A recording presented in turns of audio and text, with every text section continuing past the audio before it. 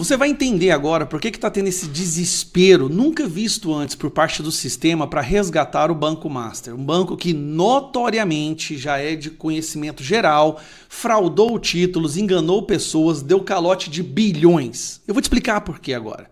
Imagine que você colocou ali nesse banco 10, 20, 30, 100 milhões de reais investidos. Se o banco é fechado pelo Banco Central, no caso do Banco Master, você só pode receber de volta 250 mil, que é o que é garantido pelo FGV. Agora imagine você perder 10 milhões, 100 milhões. O que você estaria disposto a fazer para resgatar esse banco? A gente tem visto ações absurdamente incompatíveis com suas funções, vindas do Dias Toffoli e algumas outras pessoas, como no caso de hoje, um ministro do Tribunal de Contas da União. Um ministro do Tribunal de Contas da União que não tem nada a ver com essa atuação, com esse processo, agora está começando a esboçar uma reação para salvar o Banco Master. Eu quero que você assista esse trecho dessa reportagem. O Tribunal de Contas da União decidiu realizar uma inspeção nos documentos da liquidação do Banco Master. A medida atende a um pedido da área técnica do próprio Tribunal de Contas da União. Segundo fontes do Tribunal de Contas da União, o Bacen não incluiu algumas informações relativas a documentos sobre a fiscalização feita no Banco Master e alegou que os tais documentos só poderiam ser computados pelos técnicos do tribunal em um local seguro dentro da sede do Banco Central. Estão tentando anular a liquidação do Banco Master, que foi uma liquidação necessária, o calote era impressionante, bilhões, gente, acho que foi 50 bilhões até agora pelos cálculos, estão tentando anular, estão tentando devolver, não só soltaram o Vorcaro, agora querem resgatar o Banco Master. Por quê? Porque tem muita gente importante com muito dinheiro ali dentro.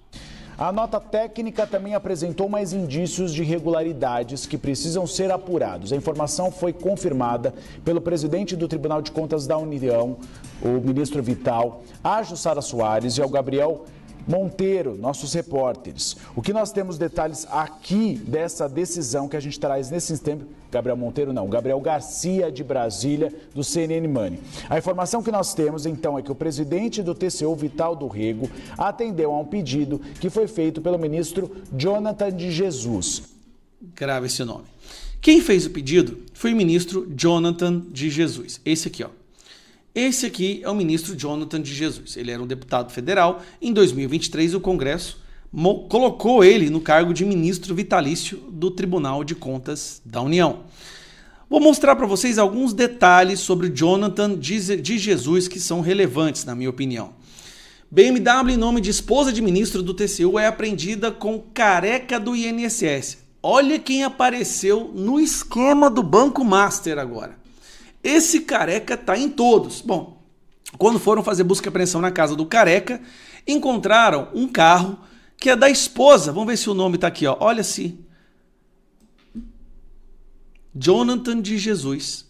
Um dos carros de luxo apreendidos pela Polícia Federal na garagem da família de Antônio Carlos Camilo Antunes, o careca do INSS, está em nome de Thales Mendes dos Santos de Jesus, esposa do ministro do Tribunal de Contas, Jonathan de Jesus, o mesmo que agora está tentando salvar o Banco Master. Ministro do TCU compra 816 mil em cavalos e diz que a aquisição é compatível com renda. Veja vídeo. Sabe que ministro? Tá aqui, ó. Jonathan de Jesus. Olha que interessante. Mulher de ministro do TCU é funcionária fantasma da Câmara com salário de 12 mil. Mulher de qual ministro? Jonathan de Jesus. Peraí. Essa mulher ela é funcionária fantasma com salário de 12 mil, mas também ela tem um carro.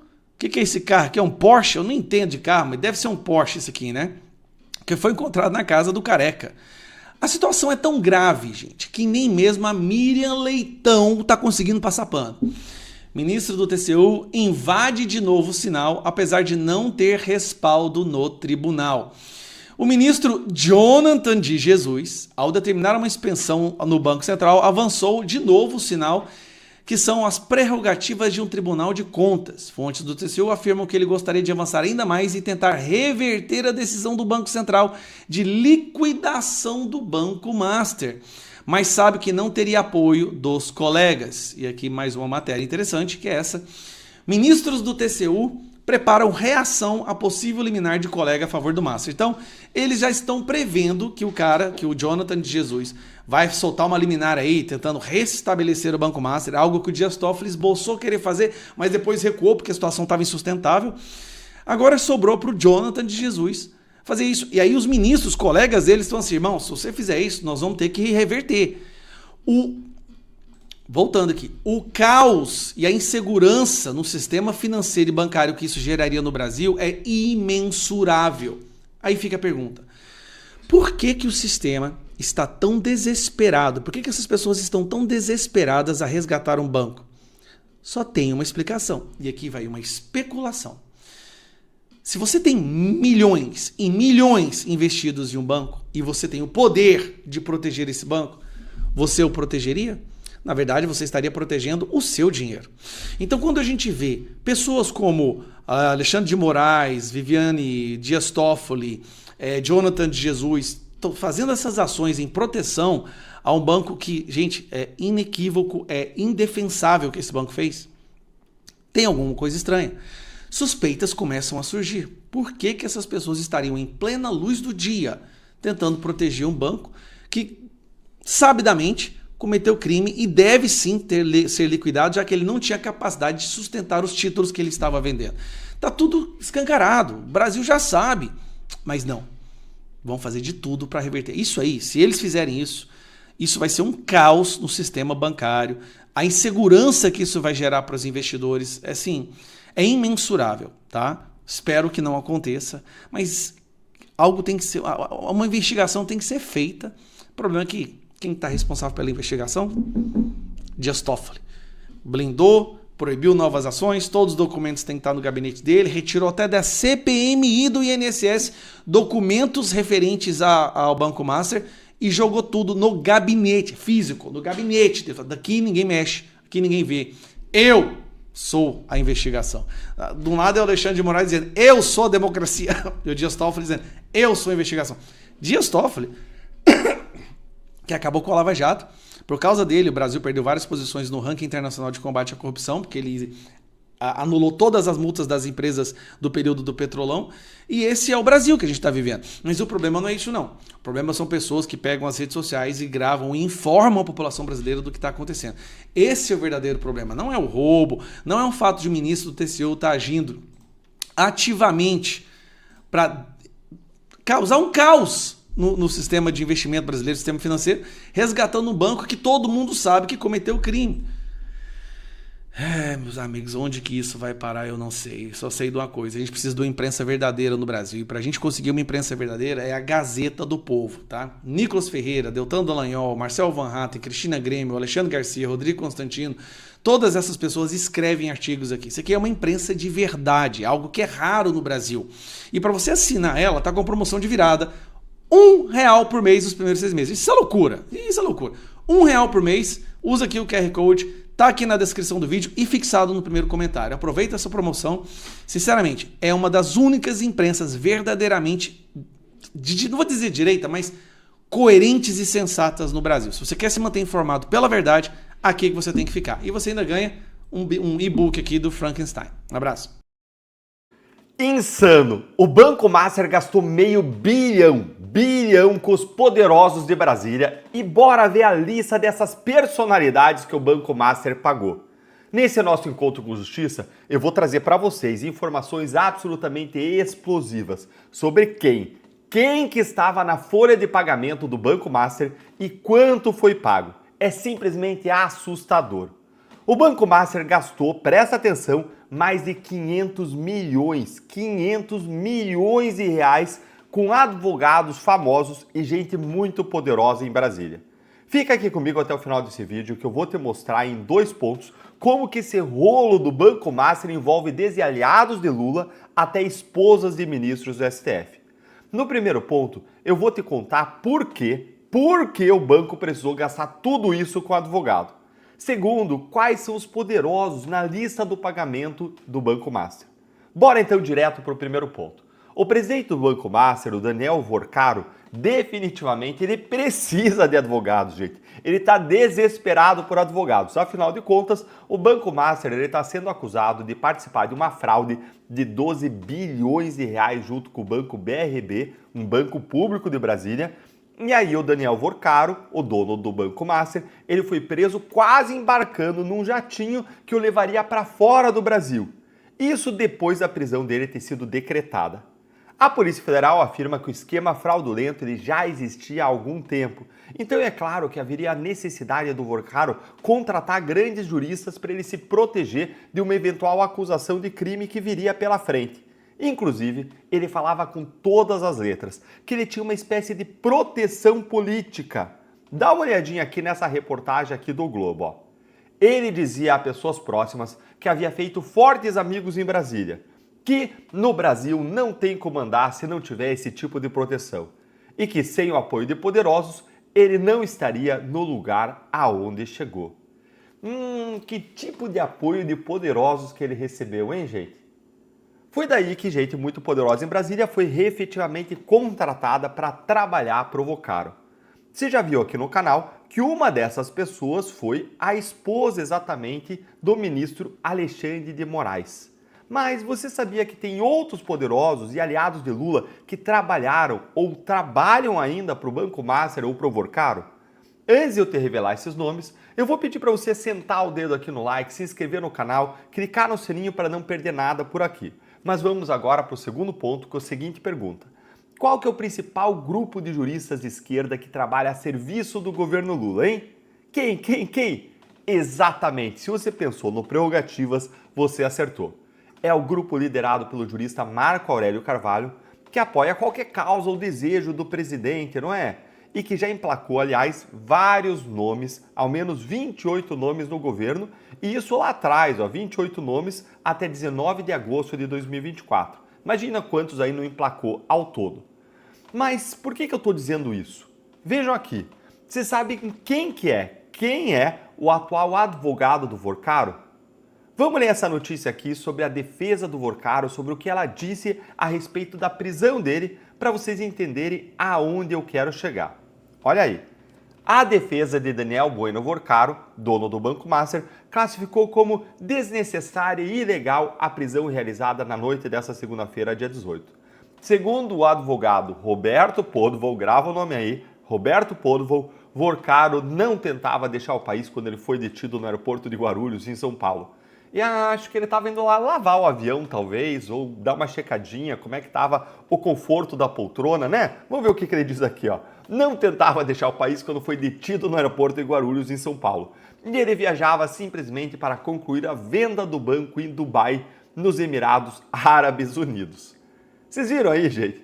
O Roberto Podvol é quem faz a defesa do Vorcaro e vejam só agora que surpresa. Olha aqui, ó, que surpresa. Adivinha quem que faz parte do grupo Prerrogativas, hein? Olha aí, ó, quem faz? Ele, Roberto Podvol. Vocês sabem quem mais que trabalhou para o Vorcaro? O nosso atual ministro da Justiça, o Ricardo Lewandowski. Tá bom para vocês? Vejam ainda essa outra reportagem aqui do Metrópolis aqui, ó. Dá uma olhadinha aí comigo, ó. De Moraes a caciques do Centrão e do PT. As conexões do Banco Master. O ministro da Justiça, Ricardo Lewandowski, é outro que já esteve na folha de pagamento do Vorcaro. Ele foi contratado para o Comitê Consultivo Estratégico quando ele deixou o Supremo Tribunal Federal. Nesse rol, gente, tem também aí o ex-presidente Michel Temer, o ex-ministro de Lula e Dilma, o Guido Mantega, e o ex-presidente do Banco Central, Henrique Meirelles. É gente poderosa de tudo quanto é tipo, de todos os partidos e todas as cores ideológicas possíveis. O importante é ter poder ou acesso aos corredores do poder em Brasília, não é? É a esposa de Moraes, é o Prerrogativas, é o Lewandowski. Parece que todo mundo ao redor do Lula já teve relação com o Banco Master. Agora eu quero ver a sua opinião. Quanto que você acha que cada um desses personagens recebeu do Banco Master, hein? Conta aí pra mim nos comentários. Oi, pessoal! Olha, tem uma notícia circulando nos bastidores da política brasileira que acendeu um alerta. Aparentemente, existe uma preocupação no governo Lula sobre Donald Trump e uma possível influência dele nas eleições de 2026. Vamos tentar entender o que está por trás dessa história. A informação principal que a gente vai analisar hoje, segundo o que foi noticiado, é exatamente esta. O governo Lula estaria avaliando que Trump pode sim tentar interferir na eleição brasileira. Mas que tipo de preocupação é essa exatamente? Bom, para a gente entender isso a fundo, a gente precisa ir na origem da informação. E o que se diz é que ela vem de dentro do Palácio do Planalto. Vamos investigar o que a fonte alega sobre essa preocupação em alto nível. E aqui tem um ponto muito importante. Segundo a fonte, isso não é uma declaração oficial, tá? É o que chamam de notícia de bastidores. Uma informação que teria vazado de conversas lá de dentro do Planalto. Então, qual seria exatamente essa crença? A reportagem diz que a avaliação interna lá no governo é de que uma ação dos Estados Unidos para favorecer um candidato de direita seria inevitável. A fonte ainda aponta que isso seria parecido com o que já aconteceu em outros países da América Latina e cita a Argentina e Honduras como exemplos. Certo. E enquanto o governo estaria preocupado com isso, como a oposição reage? Bom, agora o foco da análise muda para a direita brasileira. A fonte tem uma visão bem crítica sobre como a direita estaria lidando com esse cenário. Essa frase da fonte resume bem a crítica. Olha só, o Planalto está preocupado e a direita mesma, cadê? Tá dormindo? A ideia que a fonte passa é de uma total falta de ação, sabe? Uma certa passividade da oposição diante de tudo isso. E a fonte vai além. Chega a descrever o que seria uma espécie de manual usado por críticos internos da direita. A lógica seria mais ou menos essa. Primeiro, eles dizem que a família Bolsonaro atrapalha. Depois, defendem que a política tem que ser sobre ideias e não sobre pessoas. O passo seguinte é dizer que o Brasil precisa superar essa briga entre PT e Bolsonaro. E, por fim, a conclusão. O bolsonarismo precisa acabar para o país seguir em frente. Ok, mas é aqui que a história começa a ficar mais intrigante. Porque surge um elemento que parece não combinar com nada disso. É o que a gente pode chamar de paradoxo Trump-Lula, uma aparente contradição no meio dessa narrativa toda. E a pergunta-chave que a fonte levanta é justamente esta. Se Lula e Trump fizeram um grande acordo recentemente, por que raios existiria essa preocupação toda com interferência? À primeira vista não faz o menor sentido, né? Para a gente entender melhor essa pergunta, a fonte explica que estaria se referindo a um suposto acordo informal entre os dois. E esse pacto teria a ver com a retirada de sanções contra o ministro Alexandre de Moraes, que é uma figura central em várias investigações que envolvem a direita no Brasil. Isso nos leva, então, a tentar decifrar que acordo seria esse. Na próxima parte, a gente vai analisar as especulações da fonte sobre quais seriam os possíveis termos desse pacto entre Lula e Trump. De acordo com a fonte, esse acordo envolveria várias áreas estratégicas, desde a política na Venezuela e a influência da China aqui no Brasil, principalmente na questão das terras raras, até a regulamentação das grandes empresas de tecnologia, as Big Techs, garantindo que elas operem sem multas, e, por último, um alinhamento no combate ao crime organizado. Mas não para por aí. A fonte afirma que, além de tudo isso, a política externa padrão dos Estados Unidos sempre inclui outras duas exigências cruciais. E é aqui que a análise dá uma virada de chave. E agora, a gente chega no que seria o ponto alto da teoria da fonte. Aqui, ela apresenta o que seria o verdadeiro motivo por trás de toda essa preocupação do governo: uma exigência por eleições livres. As duas exigências finais seriam liberdade e eleições livres. Só que enquanto liberdade é um princípio mais geral, a fonte interpreta que a exigência por eleições livres seria uma cobrança bem específica, com o endereço certo: o Brasil em 2026. A especulação, então, é que toda essa história de interferência seria, na verdade, uma tática de antecipação. Ou seja, o governo já estaria se preparando para classificar um futuro pedido dos Estados Unidos por eleições justas como se fosse uma interferência indevida. E o ponto final da fonte está nesta citação, que é bem forte. A preocupação para o Lula é que, se houver uma cobrança por eleições livres, é claro que o Flávio Bolsonaro vai ganhar. Ou seja, a alegação é que o medo não é da interferência em si, mas sim do resultado de uma eleição que a oposição consideraria verdadeiramente livre. Bom, essa análise toda, partindo de uma notícia de bastidores, com certeza deixa a gente com uma pulga atrás da orelha, não é? E nos leva a uma reflexão maior. Como as relações internacionais podem, de fato, influenciar a política aqui dentro do nosso país? Onde termina a diplomacia e começa a pressão ou até interferência? São questões bem complexas para a gente pensar. Até a próxima!